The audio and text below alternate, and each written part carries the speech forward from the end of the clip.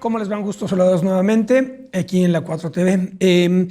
Quiero seguirles haciendo comentarios, de vez en vez lo voy a hacer, sobre distintos libros que estoy revisando. Los tomo de mi biblioteca y de mi escritorio. Se ocurrió en el programa anterior y quiero comentarles ahora estos 4 que traigo aquí.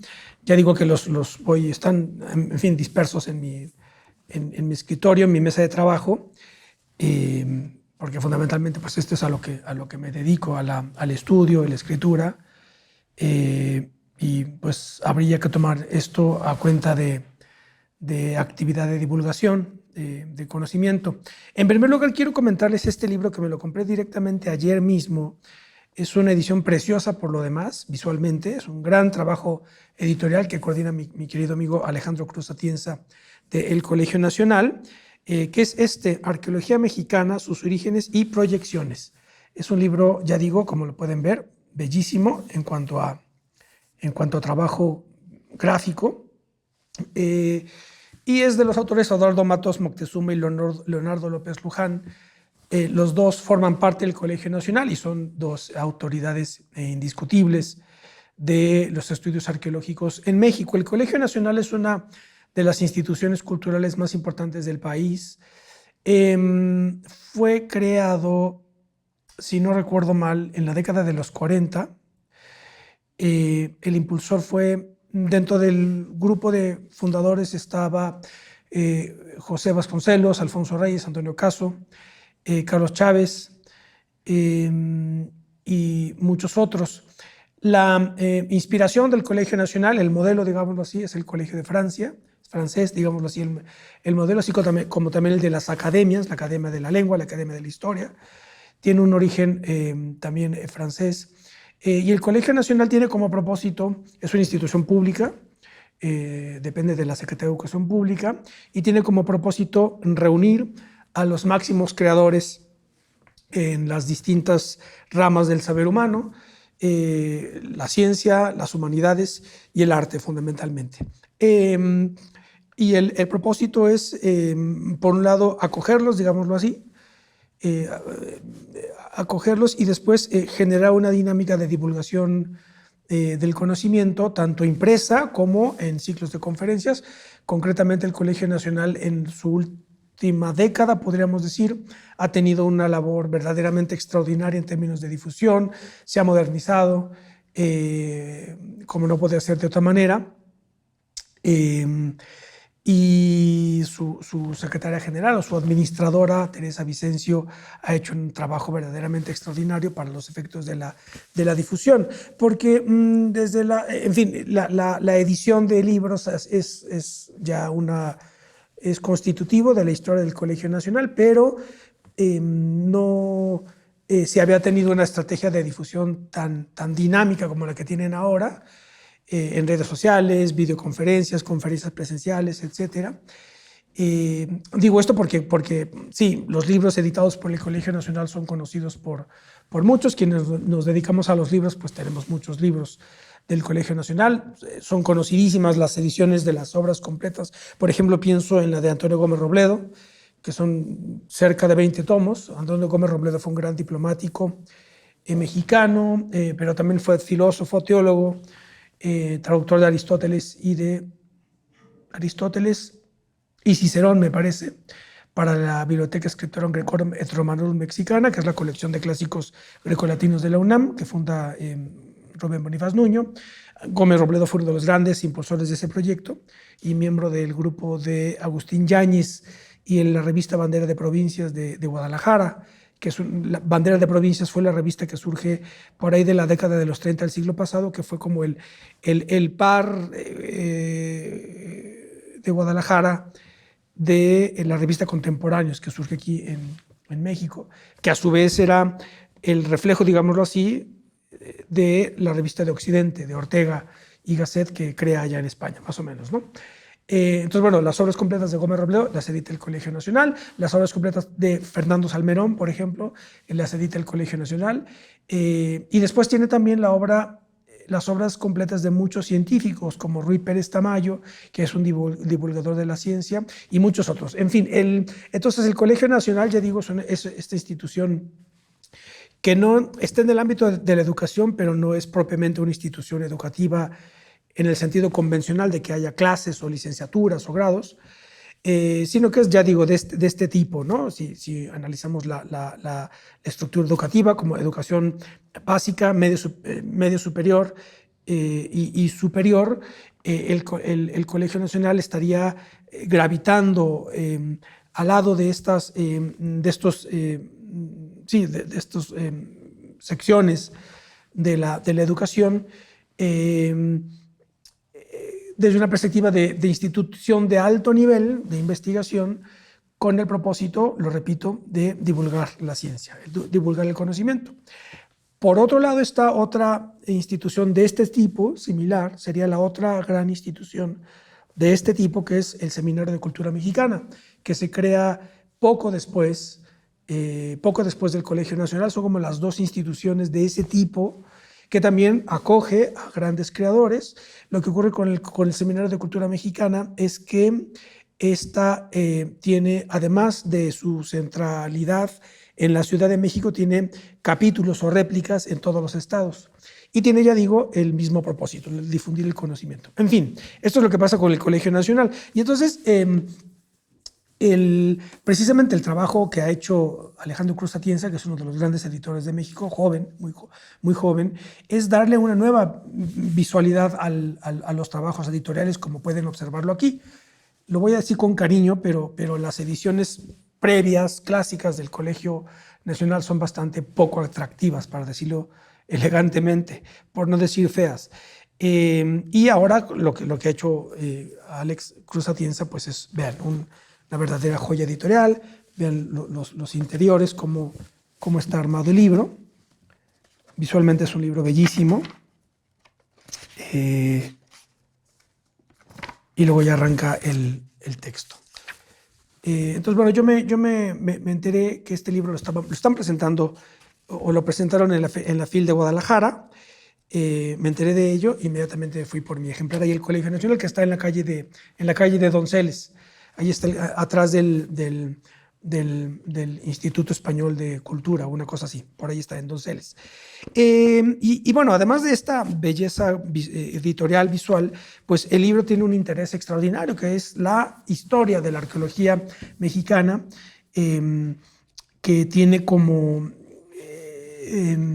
sí, digamos así, el saber histórico tiene como dos grandes bloques de investigación en función del campo cronológico temporal al que están abocados. Por un lado está la historia como tal y la prehistoria, digámoslo así, que es lo que tiene que ver con la arqueología. Ese es el asunto. Esto se puede, por ejemplo, hay un proyecto editorial muy interesante de revistas, que es la revista de Arqueología Mexicana y la revista Relatos e Historias en México. Creo que aquí ya hablé en su momento de esa revista, que es formidable, Relatos e Historias en México. Ahí están claramente los dos ámbitos de la historia global, ¿verdad? La arqueología y la historia. Entonces, este libro es muy acabada síntesis y explicación histórica del desarrollo de la arqueología en México, su origen en el contexto de la Ilustración europea. La arqueología surge como un proyecto ilustrado a partir del siglo XVIII fundamentalmente, y esto tiene una repercusión también en América y particularmente en Nueva España. Y pues el libro lo que hace es esta reconstrucción histórica de la historia de la arqueología en México, que como sabemos todos, pues después se ve, cristaliza en todos los sitios arqueológicos que forman parte del acervo museístico nacional. Los capítulos son los siguientes. De Sigüenza a Boturini, dos caras de la misma moneda, las excavaciones borbónicas en el sur de Italia y su impacto en la Nueva España y Guatemala, ahí está la cuestión. Las primeras exploraciones en Xochicalco, El Cerrito, El Tajín, Cantona y Teotihuacán, El retorno de los dioses, la Coatlicue y la Piedad del Sol, Guillermo Dupex y sus correrías previas a la Real Expedición Anticuaria a Nueva España, coleccionismo arqueológico en la Nueva España de fines del periodo borbónico y el Museo Nacional Mexicano. Tomemos nota de la presencia del periodo borbónico, es decir, las excavaciones borbónicas y los fines del periodo borbónico. Recuerden que la monarquía hispánica tuvo dos administraciones, digámoslo así, dos dinastías que gobernaron la monarquía, la habsbúrgica, la austriaca y la francesa, los Borbones. Al día de hoy, Felipe VI es Felipe VI de Borbón. La dinastía borbónica desplaza a la austriaca en la Guerra de Sucesión, que va de 1700 a 1713, y esto imprimió un giro general, geopolítico, ideológico, de toda la administración francesa en España. Y son los que se consideran que hacen una serie de reformas ilustradas dentro de la monarquía, y una de estas grandes reformas tiene que ver con el impulso de la arqueología o la creación de las academias o los museos, el Museo Nacional de San Carlos, el Colegio de Minería. Todas esas instituciones son creadas en la Nueva España en el periodo borbónico. Entonces, bueno, en fin, pues este es el libro que me lo compré ayer y se los quería comentar, recomendarlo muchísimo. Desde luego, les leeré la contraportada. A título de ficha bibliográfica, la enorme relevancia que posee la arqueología en México se debe a una larga y vigorosa tradición que hunde sus raíces en los siglos XVII y XVIII. Desde aquellos momentos, el recorrido de esta disciplina es rico en lugares, personajes, relaciones y acontecimientos que de una u otra manera inciden en nuestro presente y en la particular forma en que se aborda hoy. En este libro, Eduardo Motos Moctezuma y Leonardo López Luján nos invitan a realizar un fascinante viaje a ese remoto periodo en el que la arqueología mexicana daba sus pasos iniciales, así como a recorrer ciudades desiertas que deslumbraron a los primeros exploradores y a identificar círculos de anticuarios y coleccionistas que hallaban en sus tertulias un gran placer al explicar los tiempos pasados. Un libro formidable, Arqueología Mexicana. También quiero un poco para mantener la línea temática, este otro libro que también estoy trabajando, que tiene que ver con la antropología. Esta es una introducción a la antropología de Ralph Beals y Harry Heuiger. Yo realmente no sabía, desconocía quiénes son estos autores. Este libro lo compré concretamente en una librería de viejo de León. Está editado por Aguilar. Aguilar es un sello que seguramente ya no sé cuándo, es un sello español, no sé cuándo habrá desaparecido. Estoy prácticamente convencido de que este sello ya forma parte de algún conglomerado multinacional de la edición, como Random House, Penguin o algún otro. Pero los que nos dedicamos a los libros sabemos que el sello de Aguilar son los que editaban estas colecciones de clásicos en papel cebolla, de los clásicos de la literatura universal. Son joyas bibliográficas, yo qué sé, las obras completas de Goethe, las de Dostoyevsky, las de Tolstoy, las de Blasco Ibáñez, las de José Lezama Lima, las de Max Aub, o la novela de la Revolución Mexicana, por ejemplo, en 3 tomos, esa en pasta café. No más que la novela de la Revolución Mexicana no está en piel, ¿verdad? Pero las otras que les cuento son todas ediciones de Aguilar, es lo que les quiero decir. Entonces, este libro de esta introducción a la antropología es un libro extraordinario, lo ojeé, me lo compré. La antropología es una rama del conocimiento de las ciencias humanas, digámoslo así, que convive, digámoslo así, pues con otras disciplinas, la sociología, la economía, la historia, la ciencia política, fundamentalmente. El derecho, de alguna manera, ¿verdad? Es decir, tiene que ver con el origen y la configuración de las instituciones humanas a partir de las cuales se puede entender su evolución. Lo que pasa es que la antropología ofrece una apertura de analítica muy amplia, de suerte tal que cumple una función extraordinaria para los efectos de comprender procesos del presente, desde luego, históricos también, del pasado, pero entender procesos del presente que muchas veces no logran comprenderse en su integridad si solo son vistos desde la perspectiva sociológica, politológica o jurídica, para poner 3 ejemplos de 3 disciplinas, ¿verdad? El derecho, la sociología y la ciencia política. Esos son tres ámbitos categoriales, disciplinarios, para entender un proceso determinado, como puede ser la Cuarta Transformación, una revolución política, la revolución industrial, etcétera, ¿verdad? Pero la antropología abre el espectro de análisis y mete muchísimos siglos en su foco, en su foco, en su espectro temporal, e incorpora cuestiones de tipo arqueológico, precisamente, biológico, paleontológico, fisiológico, médico, cultural, desde luego, de suerte que la antropología ofrece una riqueza extraordinaria para la comprensión del funcionamiento de las sociedades. Normalmente, igual, la antropología es una disciplina que fundamentalmente se organiza a partir del siglo XIX, básicamente, del siglo XVIII, pero principalmente el XIX, y se consolida durante el siglo XX.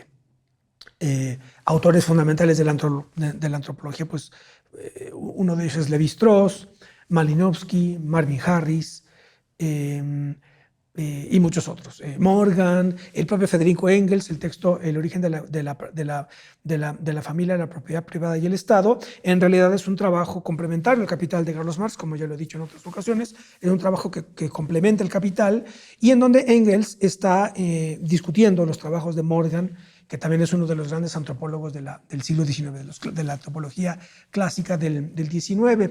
Se considera, esto es una discusión interesantísima dentro de la antropología, pero fundamentalmente hay como que 2 grandes regiones de estudios antropológicos, lo que se conoce como la antropología física o biológica y lo que se conoce como la antropología cultural o histórica, podríamos decir.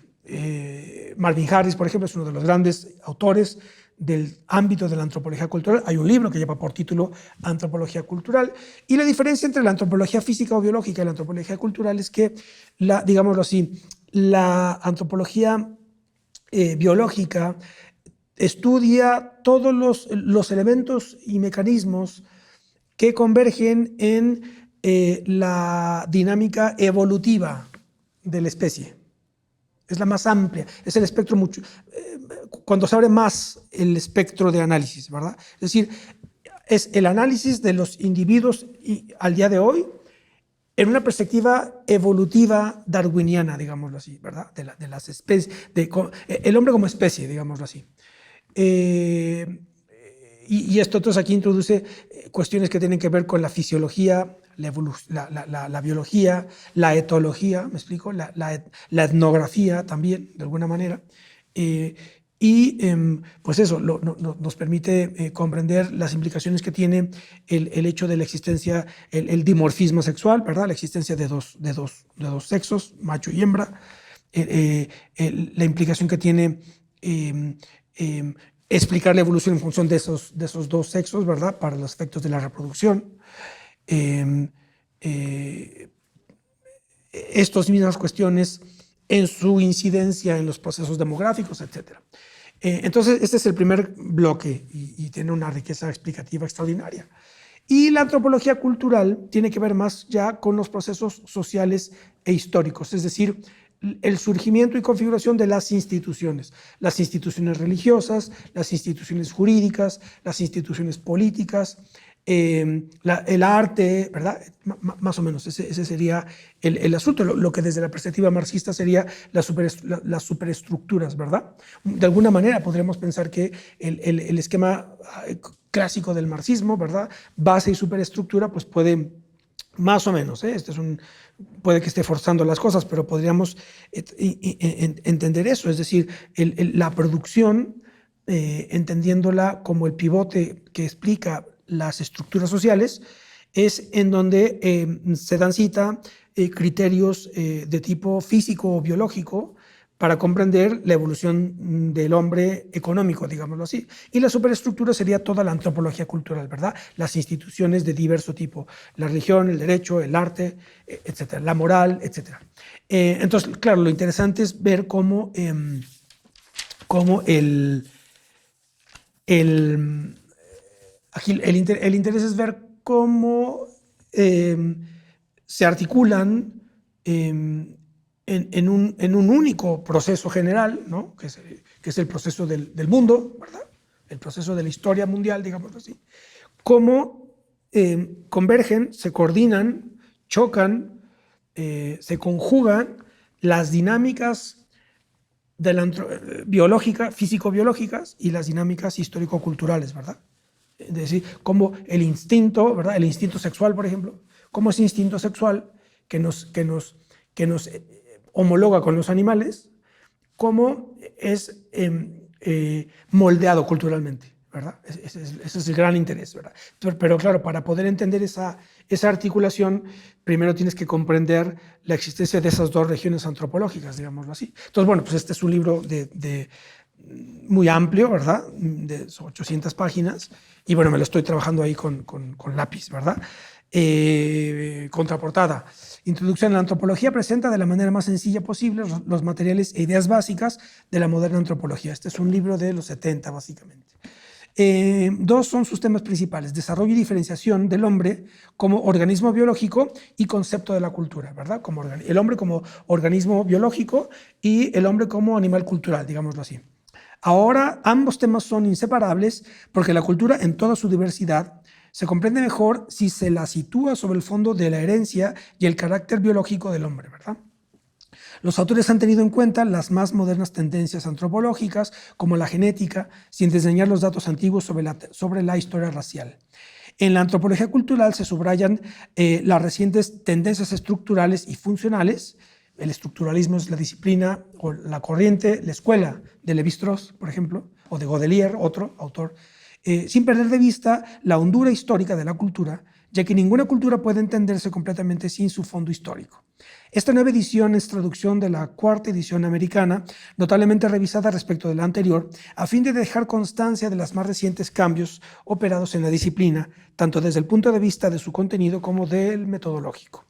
El texto va ilustrado con numerosos dibujos de líneas y mapas, así como con fotografías, otra novedad de la presente edición. Es un libro verdaderamente extraordinario. Mire, por ejemplo, aquí, restos óseos, instrumentos de la edad de piedra, etc. Es un libro formidable, Introducción a la Antropología. También les traigo otro, no tanto fíjense, arqueología, antropología, y ahora vamos a la filosofía de la historia. Este otro libro que estoy a punto de terminar, lo comencé hace mucho, lo compré hace mucho y lo tenía por ahí en mi biblioteca, etc.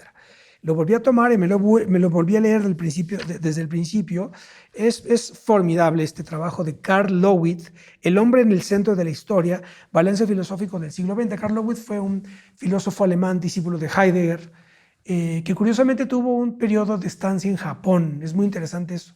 Hay varios textos aquí dedicados a la cultura, a la diferencia entre Oriente y Occidente, no tanto pensando en el Oriente indio o semítico, ¿verdad? Judío o palestino, lo que ustedes quieran, ¿verdad? O árabe, sino Japón, ¿no? El extremo oriente. Interesante. ¿Por qué se fue a Japón? No lo sé.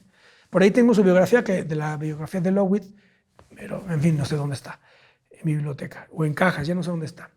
Karl Lowith, de Lowith hay dos libros que ya recuerdo que los he comentado por aquí en otras ocasiones. Dos libros que recomiendo muchísimo, son verdaderas joyas filosóficas. Uno se llama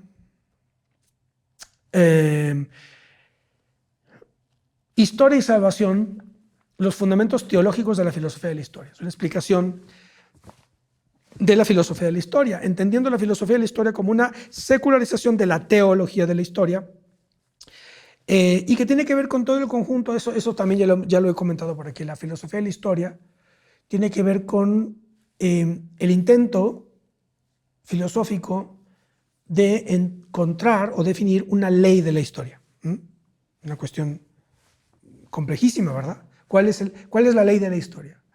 ¿Cuál es el criterio fundamental que explica el cambio histórico? La respuesta no es tan sencilla.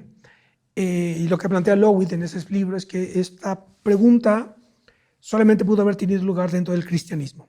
Es decir, la filosofía de la historia ya está explicado, esto ya está planteado en la explicación que acabo de dar. La filosofía de la historia es una secularización de la teología de la historia. Por tanto, el origen es cristiano. En el sentido de que desde la teología de la historia, pues la teología de la historia es la comprensión y el estudio del movimiento del acontecer humano en función de la voluntad divina, ¿verdad? Esa es la teología de la historia. La filosofía de la historia se extrae la idea, se extrae a Dios de esa explicación y se mundaniza, digámoslo así, y se disuelve esa voluntad, ¿verdad? Que es imposible que exista porque Dios no existe, ¿verdad? Pero se mundaniza y se trata de encontrar en el mundo, ¿verdad? Esa ley. Uno de los grandes autores que crea o que define una teoría para explicar la ley de la historia, pues fue precisamente Carlos Marx, cuando dice que el motor de la historia es la lucha de clases. Ahí está claramente explicado una ley de la historia. La historia se mueve en función de la lucha de clases. Ah, pues ahí está. Hegel diría, por otro lado, que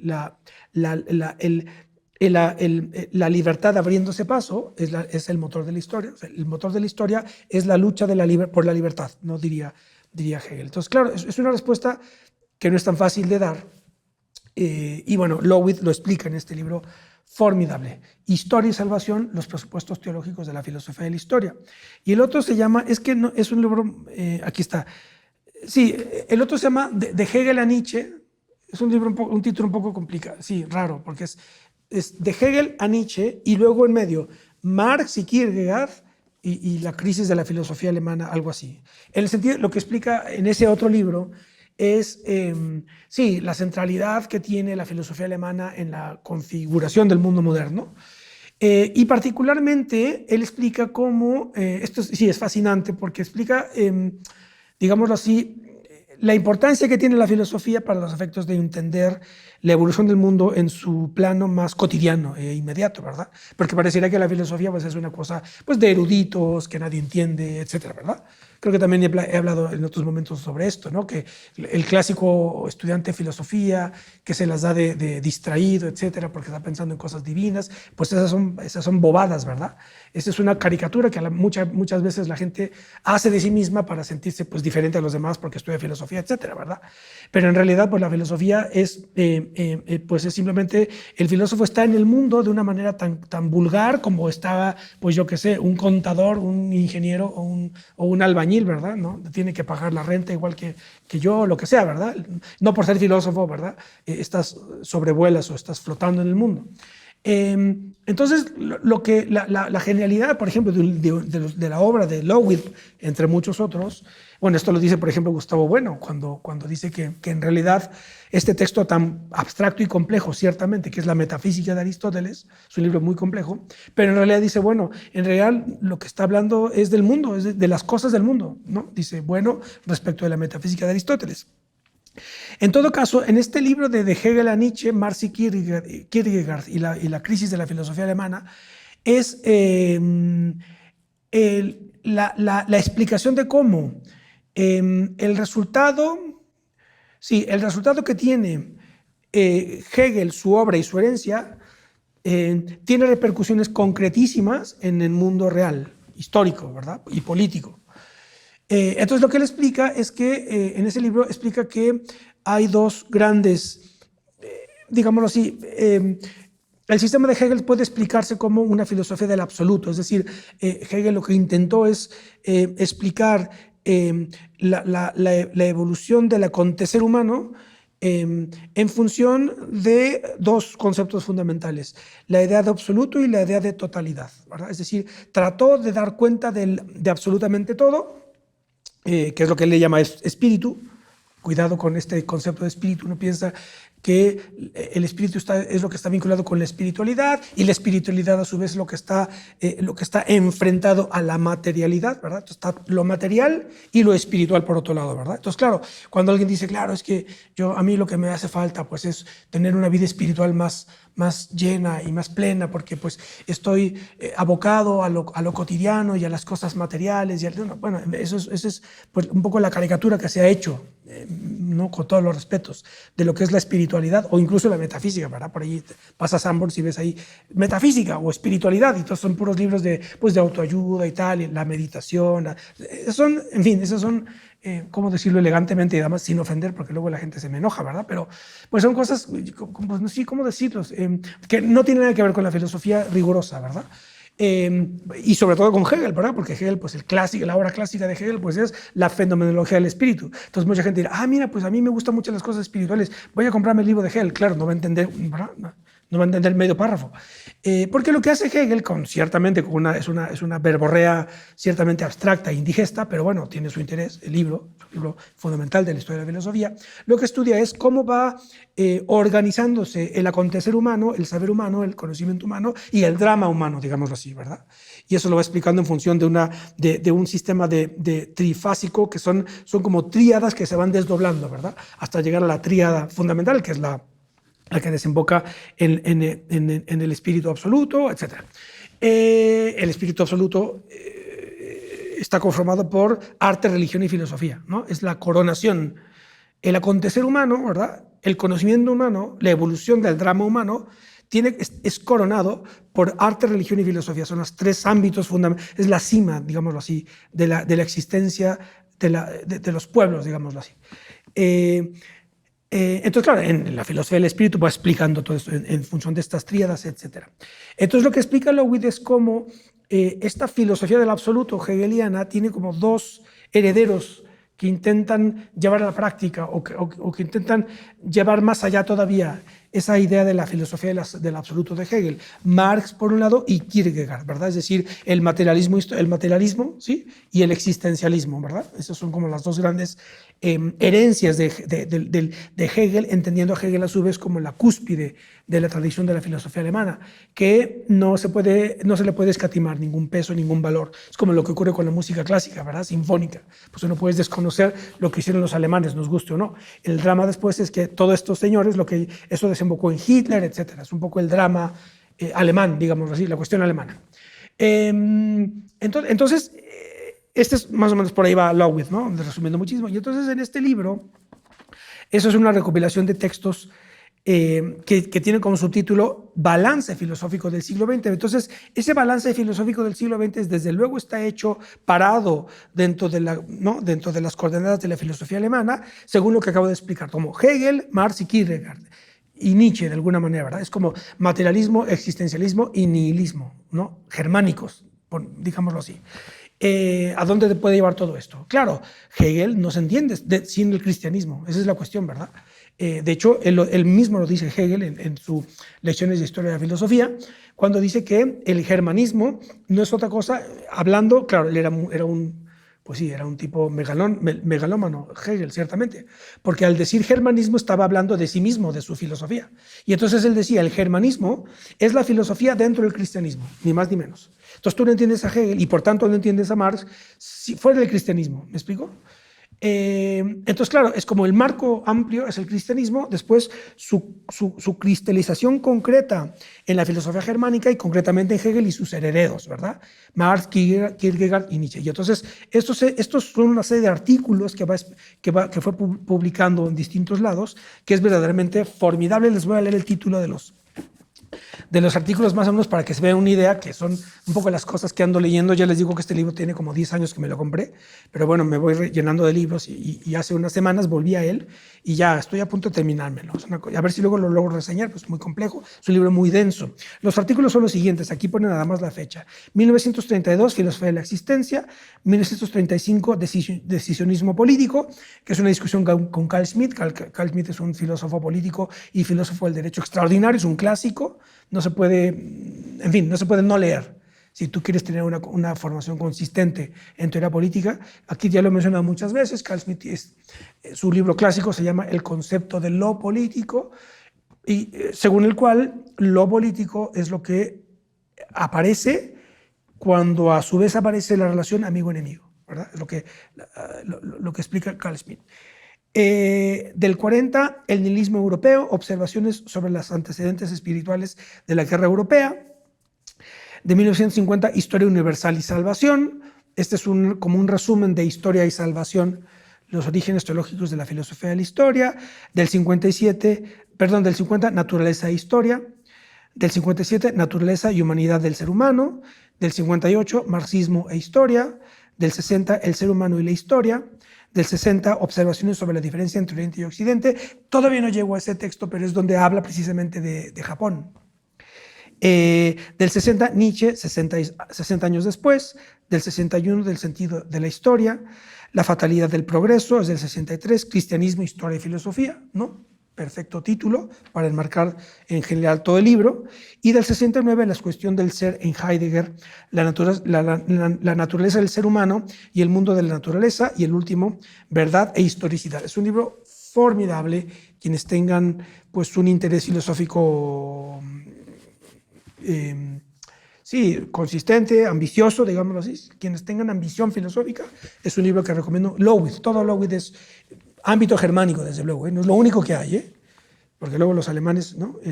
Luego muchos dicen que solamente en Alemania se hizo filosofía. Eso es una otra sí, un argumento petulante, ¿verdad? Muy arrogante.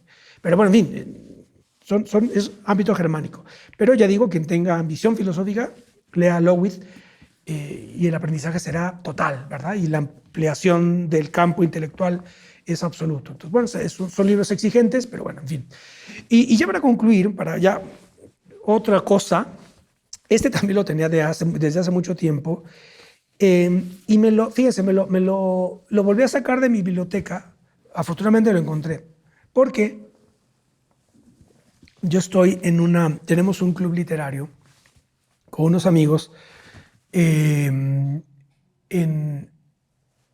y voy a hacer un anuncio, si me lo permiten, por cierto, porque el sábado 14 de diciembre los invito a todos se llama Nicolai Fest, porque el club literario se llama Club Literario Nikolai Nikolaevich Zeldonimov. Creo que ya les hablé aquí, no me acuerdo, de la novela de David Toscana, El peso de vivir en la tierra, yo no me acuerdo.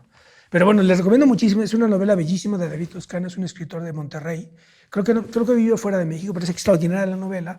Y el personaje, ahorita ya voy a verificar si ya les hablé de él, si no, la próxima semana les cuento del libro. Y sirve para explicarles lo de nuestro club. El personaje se llama Nicolás. Y, en fin, por eso se llama el club literario Club Nicolai. Y el sábado 14 de diciembre tenemos nuestro primer año de celebración y se llama Nicolai Fest. Y es un festival cultural. Vamos a tener presentaciones de libros, un concierto de jazz en la cantina Tío Pepe, que es una de las cantinas más antiguas de la Ciudad de México. Es de 1868, creo. Fíjense ustedes, del siglo XIX, y está ahí en Independencia y Dolores, en pleno barrio chino. Además, Rafael Bernal universalizó esta cantina porque ahí es uno de los escenarios del Complot Mongol, esta novela de los 60 muy interesante, de novela policíaca de Rafael Bernal. También sale ahí la ópera, el bar La Ópera, que está en 5 de mayo. En todo caso, bueno, eso es apunten, sábado 14 de diciembre, a partir de las 2 de la tarde, ahí en la cantina Tío Pepe. Y un poco recordando esta cuestión que estamos haciendo, el objetivo es reunirnos una vez al mes con una novela leída. Es un club literario, no es político, aunque siempre hablamos de política, pero es literario. Es leer una novela, comentarla, etcétera. Yo luego estoy reseñando todo eso en mi blog, en La Clandestina Virtud, y si ustedes buscan la sección Club Nicolai, ahí están todas. Yo hago la reseña de la tertulia y luego voy más lento, leo el libro y hago la reseña correspondiente. En todo caso, me acordé de este libro formidable, que también lo tenía ahí, medio empezado, pero ya le estoy metiendo mano ahora sí con más empeño. Y ya verán por qué me acordé de él, porque el libro se llama Perversos y Pesimistas: los escritores decadentes mexicanos en el nacimiento de la modernidad, de José Mariano Leiva. José Mariano Leiva, hasta donde yo recuerdo, era el director de la biblioteca, creo que director general de bibliotecas, particularmente de la de Valderas. Ya no sé si sigue ahí. También sé que él es familiar de José María Pérez Gay, y es un joven escritor, historiador muy competente. Este es un libro extraordinario, perfectamente bien escrito, desde luego, pero además lo voy a poner, pero además este no lo puse, ¿verdad? Creo que no lo puse. Y este es el de José Mariano Leiva. Y aquí lo que hace es, y por esto me acordé de él, porque es una historia de muchos escritores de alguna manera marginales y marginados de fines del XIX y principios del XX, que son los que hicieron eco y replicaron de alguna manera la tradición decadentista, particularmente la francesa, de fines del siglo XIX, ¿verdad? Son los decadentistas, digamos así, del siglo XIX. El decadentismo es un poco lo que ocurrió también, sí, de alguna manera, con la generación del 98 en España, caracterizadas ambas, la decadentista y la del 98 española, por el pesimismo.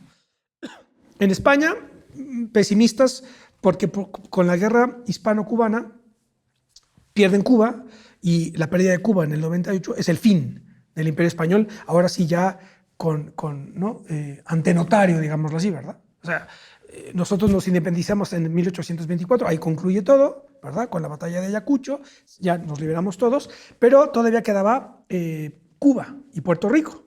Y entonces, con la pérdida de Cuba en la guerra del 98, ahora sí, ante notario, es el fin del Imperio Español, digámoslo así, y esto generó un pesimismo en una generación de escritores, etcétera, ¿no? Puede estar ahí Unamuno, Pérez Galdós también, etcétera, Baroja, Pío Baroja, etcétera. Y el decadentismo francés también es el resultado de una catástrofe política que fue la guerra franco-prusiana de 1870-75 y la derrota francesa, ¿verdad? Pierde Francia, Prusia gana. Es el periodo de ascendencia de Bismarck y de la creación del Segundo Reich, como si, ¿no? Después Hitler quiso crear el Tercer Reich. El Tercer Reich es imperio, ¿verdad? Entonces el Segundo Reich, el primero fue el Sacro Imperio Romano Germánico, el Segundo Reich fue el de Bismarck, que es el que crea Alemania, la Alemania que conocemos, moderna, contemporánea, es la Alemania de Bismarck. Y el Tercer Reich fue el intento de Hitler. Entonces, esta guerra franco-prusiana, esta derrota francesa, generó este pesimismo, precisamente este pesimismo ideológico, fue un clima de la época francesa, y entonces hay una serie de Baudelaire, Verlaine, Rimbaud, principalmente poetas, pero también Huysmans, escritor, literato, etc. Y muchos otros de esa pléyade de escritores que tienen una visión pesimista de la realidad, de alguna manera ejecutan una suerte de huida de la realidad. Esto después también, pues, en el movimiento dadaísta esto también se desarrolla en otras regiones europeas, ¿verdad? El surrealismo también lo es de alguna manera. En fin, son estas corrientes estéticas, literarias o pictóricas, que también después tocan de alguna manera a las vanguardias, y esto choca con el realismo, ¿verdad? El realismo de otras corrientes literarias que no buscaban escapar de la realidad, sino describirla, etc. Entonces, lo que hace José Mariano Leiva es hacer un acopio y una reconstrucción de las vidas de todos estos escritores mexicanos que reciben esa tradición decadentista francesa y escriben obra en ese sentido, y hace también un recorrido de los lugares a los que iban, que eran en el centro histórico, precisamente. Por eso me acordé, no porque uno sea decadente, ni porque nuestro club tenga un sentido decadentista, pero sí tenemos esa idea de recuperar la tertulia, el café literario o filosófico o político, y reunirnos en sitios con solera histórica del centro histórico. Entonces, por eso me volví con este libro y lo recomiendo ampliamente. Este libro, Perversos y Pesimistas, es una edición de Tusquets, y les voy a leer la contraportada para que se queden ya con la ficha completa. Como ningún otro movimiento histórico, es la modernidad, claro, todo esto desemboca en la modernidad, esa es la cuestión, ¿verdad? La modernidad ideológica, literaria, filosófica también de alguna manera. Como ningún otro momento histórico, la modernidad tuvo la capacidad de encarnar a sus más acérrimos críticos en sus hijos más jóvenes, Desde los bulevares parisinos de Charles Baudelaire, los bajos fondos del San Petersburgo de Dostoyevsky o los barrios pobres londinenses de Charles Dickens, las metrópolis de todo el mundo descubrieron la perversión que se ocultaba tras sus relucientes novedades en la obra de nuestros primeros contemporáneos, espíritus que habían abandonado las formas del antiguo régimen y ávidos consumidores de nuevas experiencias que encaraban con un pesimismo aguerrido las contradicciones de su sociedad. En México, el grupo integrado son nombres no tan conocidos, por Rubén M. Campos, Ciro B. Ceballos, Bernardo Couto, Balbino Dávalos, Alberto Leduc, Amado Nervo, ese sí, que se suicida, Efrén Rebolledo también, Julio Ruelas, desde luego, el gran artista plástico extraordinario, Julio Ruelas, y José Juan Tablada, que también se conoce un poco más, se opuso al positivismo, se volvió hacia lo oculto, experimentó con formas y temas antes proscritos por el buen gusto literario y llevó su vida a los excesos mismos de la decadencia que reflejaban en sus obras. Así, detener la mirada en los escritores del fin de siglo mexicano es contemplar los fundamentos de nuestro mundo, de la experimentación, el desenfado y la transformación de valores que definieron al siglo XX.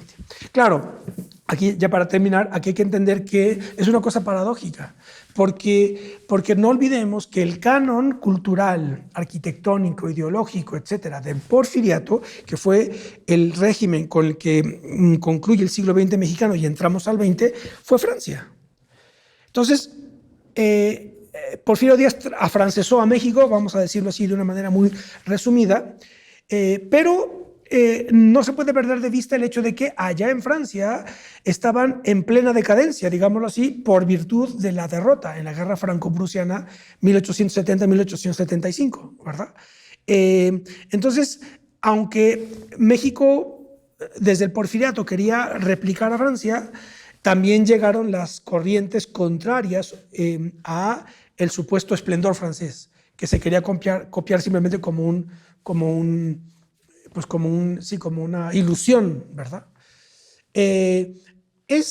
No olvidemos también que ese afrancesamiento porfirista tiene una expresión muy concreta, de la que aquí también ya hablamos, cuando hablamos de toda la historia de la educación en México, con el positivismo, ¿se acuerdan? No olvidemos que el positivismo es el pilar fundamental de la educación moderna mexicana al día de hoy, ¿verdad? Que fue lo que hizo Gabino Barreda cuando en 1867 crea la Escuela Nacional Preparatoria, en fin, a instancias de Porfirio Díaz. Eso era parte también de ese afrancesamiento, trayendo las ideas de Augusto Comte, filósofo francés, creador del sistema positivista. Entonces, contra ese positivismo es que estaban estos escritores mexicanos que replicaban la posición decadentista, crítica, escéptica, pesimista, perversa incluso, bohemia, marginal, como contrapunto al optimismo positivista afrancesado del Porfiriato, más o menos así es como se puede resumir. Entonces el libro es lo que está aquí, José Mariano Leiva, pues es lo que va explicando en este libro formidable, que yo recomiendo muchísimo. Y ya con esto cierro, ¿no? Más cuestiones de filosofía, antropología o arqueología, y esta es una historia literaria extraordinaria, y sírvame como pretexto para invitarlos a nuestro Nicolai Fest, sábado 14 de diciembre, en la cantina Tío Pepe a partir de las 2 de la tarde. En fin, nos vemos la próxima.